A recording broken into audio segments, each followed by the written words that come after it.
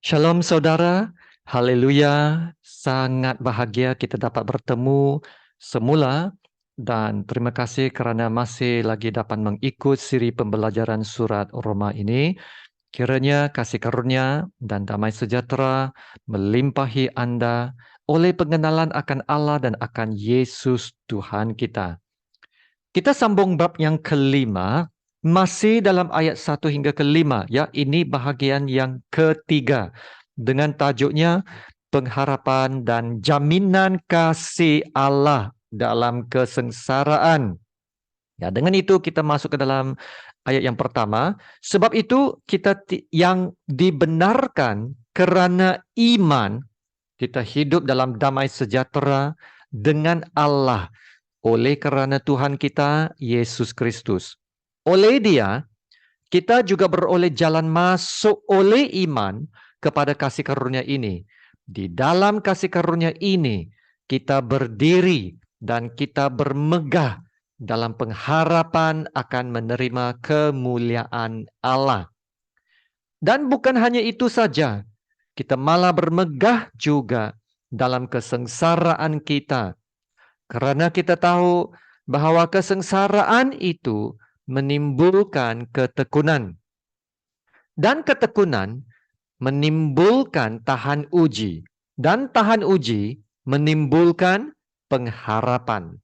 Dan pengharapan tidak mengecewakan.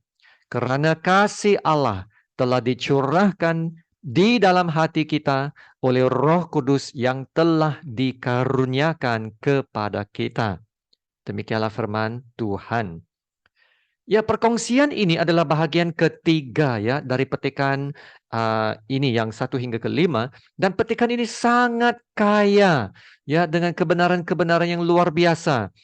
Ia memberitahu kita tentang hasil atau berkat yang kita dapat atau peroleh apabila kita telah diistiharkan benar melalui iman yang percaya. Ya, dan melalui perbenaran Allah, ya, kita mempunyai damai sejahtera dengan Allah, beroleh jalan masuk kepada Allah, ya, memiliki harapan, menerima kemuliaan Allah, dan malah dapat bermegah dalam kesengsaraan. Ya, kenapa kita boleh bersukacita dan bermegah dalam kesengsaraan? Sebab ayat yang ketiga telah memberitahu kita. Dan bukan hanya itu saja, kita malah bermegah juga dalam kesengsaraan kita. Kerana kita tahu bahawa kesengsaraan itu menimbulkan ketekunan. Ya, saudara, kita bersukacita kerana hasil yang kita boleh dapat akibat dari kesengsaraan atau sesuatu penderitaan itu. Dan apa yang kita dapat dari penghujung penderitaan itu, itulah yang jauh lebih besar daripada apa yang kita lalui. Ya, dan kita telah belajar bahawa penderitaan dan penganiayaan tidak dapat membinasakan iman yang benar. Amin. Tapi ia akan membinasakan iman yang palsu. Sebab ya, iman yang palsu tidak akan dapat bertahan. Nah, sementara iman yang benar akan dapat bertahan sampai mencapai garis penamat. Ya, orang yang imannya benar adalah orang yang tekun ya dalam perhubungan dan ibadahnya kepada Tuhan. Sebab dia bertekun dalam iman, ya, maka dia akan tahan uji. Dan semakin dia tahan uji, ya, semakin meningkatlah ketekunannya. Nah, itulah sebabnya ayat 3 mengatakan, ya, kesengsaraan itu menimbulkan ketekunan. Maka semakin kita bertahan dalam kesusahan, ya, semakin ketekunan kita itu meningkat. Dan seterusnya ayat 4 mengatakan, dan ketekunan menimbulkan tahan uji, dan tahan uji menimbulkan pengharapan. Ya, pengharapan. Inilah perkataan yang kita mau lihat dengan lebih dekat lagi ya. Semua ujian, penderitaan, dan kesengsaraan tidak dapat membinasakan kita. Wow, sebaliknya, ia memberi kita harapan. Luar biasa kan? Ya, kesengsaraan dapat memberi kita harapan. Haleluya, luar biasa. Jadi, kesengsaraan dan setiap ujian yang kita lalui tidaklah sia-sia. Dan ia mengajar kita untuk menjadi lebih kuat. Ia menghasilkan ketekunan. Dan yang membuat kita lebih beriman kepada Tuhan. Dan saudara, bagi saya secara pribadi, ia membuat saya lebih mengenal Tuhan. Ya saudara, melalui ujian dan cabaran hidup, saya lebih mengenal dan lebih mendekati Tuhan. Ya, puji Tuhan untuk itu. Dan Paulus berkata, dalam kesengsaraan ada pengharapan. Nah, ini tidak bermaksud kesengsaraan menghasilkan harapan itu ya.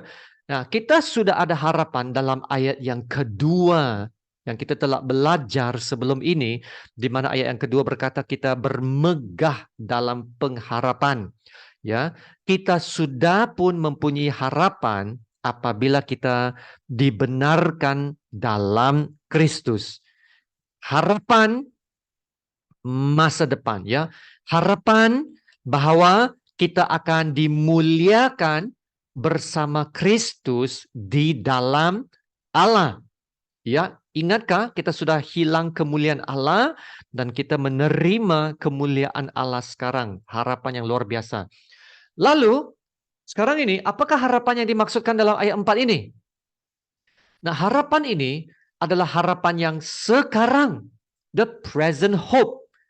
Ya, yaitu harapan bahwa walau apa terjadi kepada kita, kita akan tetap selamat. Wow, saudara, ini yang sangat memberi harapan dan keyakinan hidup.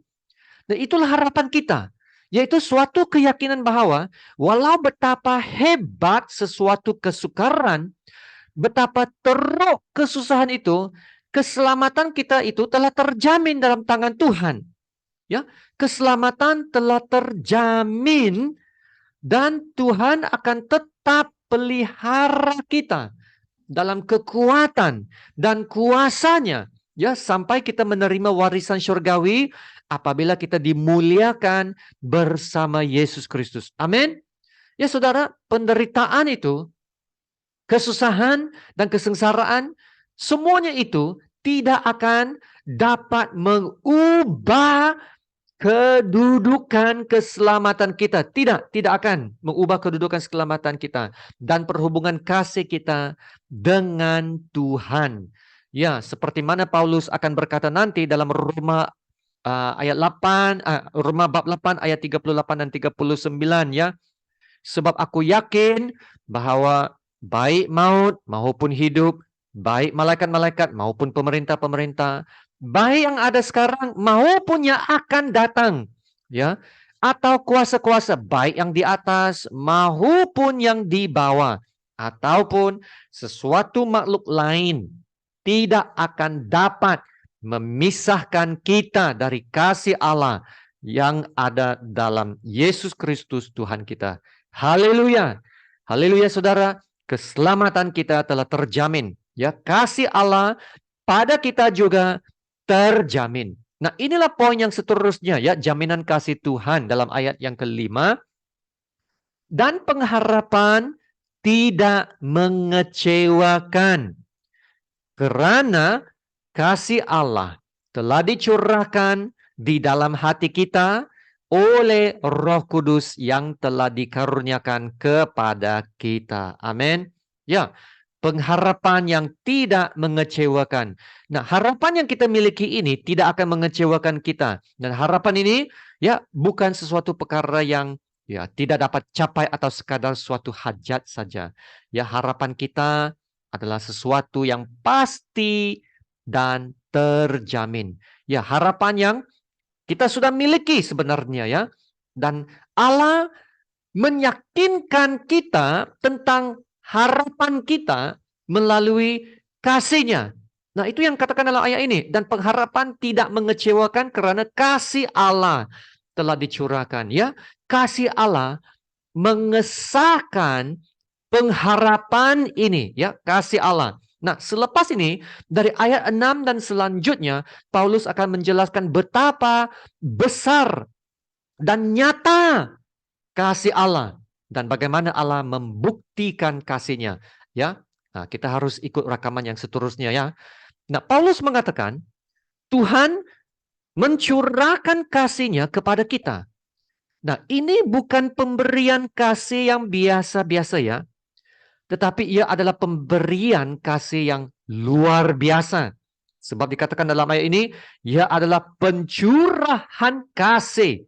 Pencurahan kasih ke dalam hati kita.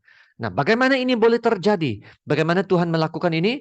Ya, Tuhan dapat melakukan ini, yaitu memberikan kasih-Nya kepada kita melalui Roh Kudus-Nya yang sekarang diam di dalam kita. Amin. Dan pencurahan ini adalah pencurahan yang dalaman, internal, ya.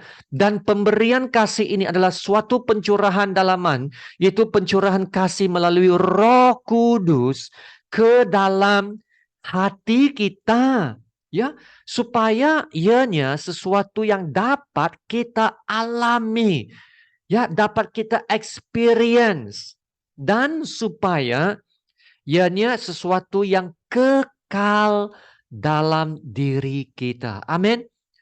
Ya saudara, dan kasih Allah inilah ya saudara yang memberi kepastian dan jaminan kepada pengharapan kita. Yaitu pengharapan kepada keselamatan yang sudah ada dan pengharapan kepada kemuliaan yang akan datang. Nah, selain daripada pencurahan ini yang dalaman, ia juga adalah pencurahan dalam kelimpahan. Ya, dan perhatikan pemberian kasih Allah ini bukan hanya dalam titisan sahaja atau aliran yang kecil, tetapi merupakan pencurahan, ya, yaitu suatu kelimpahan. Ya, seperti ya kamu order satu mangkuk laksa, ya, dan tauke itu tuang itu kuah laksa dalam mangkuk mie Anda sehingga penuh dan tumpah mengalir keluar dari mangkuk Anda, ya. Ya, itulah gambarannya, atau seperti suatu empangan air yang terbuka, ya, dan membanjiri sungai sehingga melimpah keluar. Nah, inilah kasih yang Tuhan mau kita alami, ya, supaya kita dapat mengalami kekuatan dan kuasa kasih-Nya yang melebihi segala-galanya, supaya ya kasih Tuhan lebih besar dari kesusahan hidup yang kami sedang lalui. Haleluya.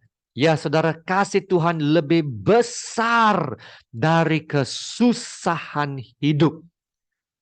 Wow, luar biasa. Dan malah lebih besar dari hidup kita sendiri. Nah, inilah yang dialami Daud, ya, dalam Mazmur 63 ayat 4 dan 5 berkata, sebab kasih setiamu lebih baik daripada hidup. Bibirku akan memegahkan engkau. Haleluya. Demikianlah aku mau memuji engkau seumur hidupku dan menaikkan tanganku demi namamu. Amin. Mazmur 63 ayat 4 dan 5. Saudara Daud menulis Mazmur ini ketika dalam kesusahan, ya, bukannya dalam kesenangan hidup, dan dia berkata, wow, kasih setiamu lebih baik daripada hidup. Tidak, ya, semasa dalam kesusahan, yaitu melarikan diri dari Absalom yang menggulingkan Raja Daud. Ya, namun Daud didorong oleh kasih Allah dalam kesusahannya itu, dan dalam kesusahannya dia dapat memuji-muji Allah lagi, ya, luar biasa.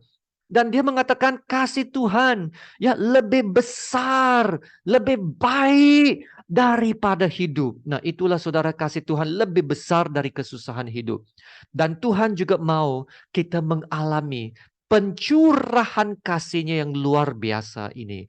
Ya, supaya kita akan sentiasa hidup bersyukur kepada Tuhan dan bangkit seperti Daud, memuji dan menyembah Tuhan. Dan Alkitab mengatakan lagi bahwa kasih Tuhan itu adalah baru setiap hari. Ya, baru setiap hari. Bermaksud kita boleh merasakan kasih Tuhan itu setiap hari. Sebab kasih-Nya baru setiap hari. New every morning. Dan kasih Tuhan akan membuat kita lebih merindukan Tuhan. Ya, inilah ciri-ciri seorang yang mencari Tuhan dalam kerinduan dan kehausan. Dan saudara, saya belajar bahwa semakin kita mengecap kebaikan Tuhan, ya, semakin kita merasakan kasih Tuhan, ya akan membuat kita lebih merindukan Tuhan. Ya saudara, ada rasa begitukah? Dan apabila kita merindukan Tuhan, kita mau lebih mengasihi Tuhan, saudara, kita akan mau lebih mentaati Tuhan. Dalam kasih itu, maksudnya kebaikan Tuhan dan kasih Tuhan yang sentiasa berlimpah-limpah dalam hidup saya itu telah membawa saya kepada pertaubatan dan penyerahan hidup yang sepenuhnya kepada Tuhan. Sebab saya dapat rasa Tuhan itu baik, kasih-Nya setia sampai selama-lamanya. Haleluya. Dan tak habis-habisnya rahmat-Nya. Ya, satu lagi kebenaran tentang pencurahan kasih Allah ini, saudara, ialah kata kerja dicurahkan dalam ayat ini, dicurahkan. Ia menyatakan suatu keadaan yang masih berlangsung, continuous, ya, yaitu Roh Kudus akan terus-menerus mencurahkan kasih Allah ke dalam hati kita. Amin. Ya, terus-menerus mencurah kasih-Nya, yaitu Roh Kudus mau membanjiri hati kita dengan kasih-Nya. Wow, luar biasa. Ya, supaya kita akan sentiasa mengalami kasih Tuhan. Dan kasih Tuhan inilah yang memberi kekuatan kepada kita untuk menghadapi hidup dengan segala cabaran yang akan menimpanya. Ya, sehingga kita dapat bangkit, memberi pujian dan syukur kepada Tuhan. Ya, seperti Daud. Ya, saudara, dengan inilah kita dapat jadi lebih dari pemenang. Overcomer. Amin, saudara. Kasih Allah itu yang sentiasa berlimpah-limpah dalam hati kita. Tapi sayang sekali kan, sayang sekali. Setengah orang Kristen hidup seolah-olah ia hanya menerima aliran kasih yang kecil sahaja. Ya, hanya dalam titisan saja. Dan karena itu tidak bersemangat. Ya, lebih merungut dari bersyukur. Saudara, Tuhan mau kita mengalami pencurahan kasih-Nya. Alkitab mengatakan Allah adalah kasih. God is love. Dan Allah adalah sumber segala kasih karunia. Dan Allah sanggup untuk melimpahkan segala kasih karunia-Nya kepada kita. Aminkah? Ya, kita memiliki Allah yang luar biasa. Ya saudara, kalau kita tidak dapat mengalami kasih Allah, ini mungkin karena kita sudah berjauhan dari Tuhan. Ya, kembalilah kepada Tuhan, saudara. Firman Tuhan telah menjanjikan, kalau kita mendekat kepada Allah, Allah akan mendekat kepada kita.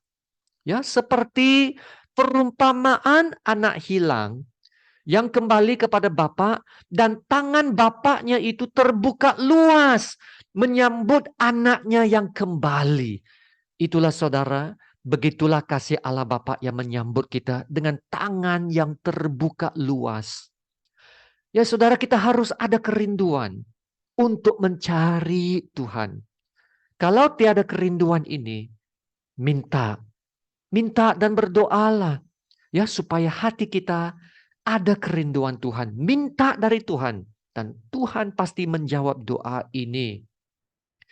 Ingatlah hukum terutama adalah kasihilah Tuhan. Usahakan itu. Maka saudara, kembalilah kepada Tuhan, carilah Tuhan dan diperbaharui semula. Diisi semula kasih-Nya ya, supaya kita disegarkan semula. Dan apabila kita menghadapi kesukaran, fikirkanlah kasih Allah. Kasih Allah lebih besar dari kesusahan hidup. Sememangnya saudara kita ada pengharapan dan jaminan kasih Allah dalam kesengsaraan. Amin. Mari kita berdoa. Bapa kami yang di surga, terpujilah nama-Mu yang mulia. Terima kasih Bapa untuk kebenaran firman-Mu. Terima kasih Tuhan untuk pengharapan yang telah kami miliki dalam Yesus Kristus.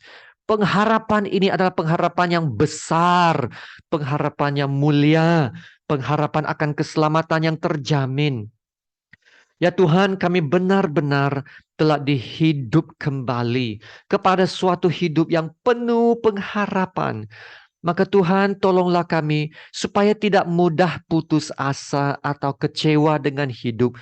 Walau dalam mana kesusahan hidup kami.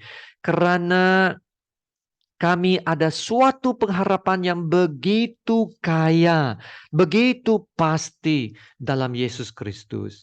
Ya Tuhan, tolonglah kami. Sekiranya ada di antara kami yang lemah, yang telah jauh dari Tuhan, terutamanya yang telah meninggalkan kasih-Nya yang semula, yang telah menjadi cuai, menjadi lalai, dingin hati, hatinya tidak dapat merasakan kehadiran-Mu ya Tuhan. Engkau lawatlah kami, jamahlah kami dengan kekuatan dan kuasa kasih-Mu, sehingga kami dapat diisi semula, disegarkan, dan diperbaharui. Dan Tuhan Bapa, kami akan membuat komitmen yang lebih sungguh-sungguh untuk mengikuti Engkau. Tidak mau lagi hidup jauh dari Engkau ya Bapa. Ya Tuhan, terima kasih untuk kesedaran ini. Dan terus sedarkan kami untuk hidup mengutamakan Engkau. Kiranya kami akan dapat menyerahkan hidup kami sepenuhnya kepada Tuhan dan dapat melakukan segala sesuatu seturut kehendak-Mu. Hanya melalui kuasa dan kasih karunia-Mu ya Tuhan, kami dapat melakukan semuanya itu. Terima kasih Bapak yang mengasihi kami. Haleluya. Dalam nama Tuhan Yesus yang termulia, kami berdoa. Amin. Haleluya ya saudara, sekian terima kasih. Jagalah hati kita ya untuk terus mengasihi Tuhan. Alkitab juga menasihatkan supaya kita jaga hati dengan segala kewaspadaan, karena dari situlah terpancar kehidupan. Ya, jagalah hati. Amin. Ya, sama-sama kita menerima berkat Tuhan. Tuhan memberkati engkau dan melindungi engkau. Tuhan menyinari engkau dengan wajah-Nya dan memberi engkau kasih karunia-Nya. Tuhan menghadapkan wajah-Nya kepadamu dan memberi engkau damai sejahtera. Amin.